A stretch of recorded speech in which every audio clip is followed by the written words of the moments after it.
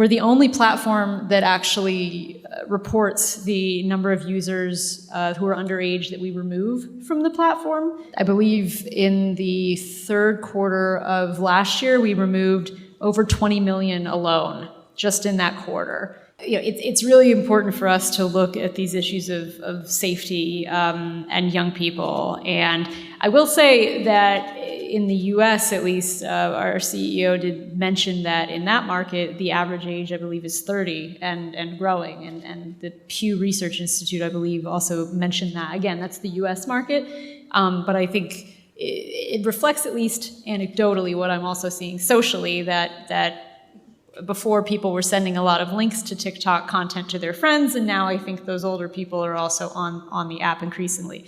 But that's not to say that young people still aren't a priority, but I think it's also just something that's interesting about TikTok and who's on it, that it's also people who are a little bit older as well and are interested in different types of topics. On the issue of young people, that's one area where we've tried to focus a lot of efforts. We're the only platform that actually reports the number of users who are underage that we remove from the platform. And you can see that in our transparency reporting and our community guidelines enforcement report. I believe in the third quarter of last year, we removed over 20 million alone, just in that quarter. And so the total amount that we removed last year, I think, was something like 77 million. People for being underage, being under 13 on the platform. So it's something that we have been more aggressive about, I think. And again, as I mentioned in the presentation, there's a number of different approaches that we take to that issue.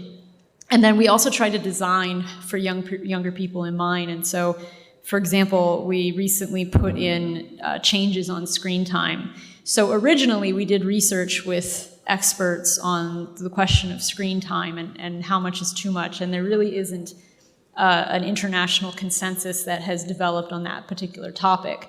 But when we talked to young people and their parents, they said that they want to be able to make decisions about how much time they spend online. So if they're studying for an exam, for example, they want to restrict their amount of time that they're on, but if it's a rainy day on the weekend, they want to be able to spend more time.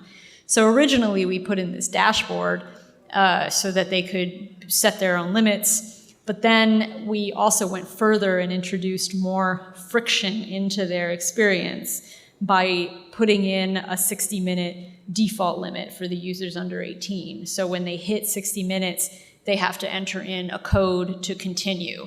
Now that's a bit different from the code controlled by a parent that I mentioned. That is a hard stop. That stops you completely in your tracks.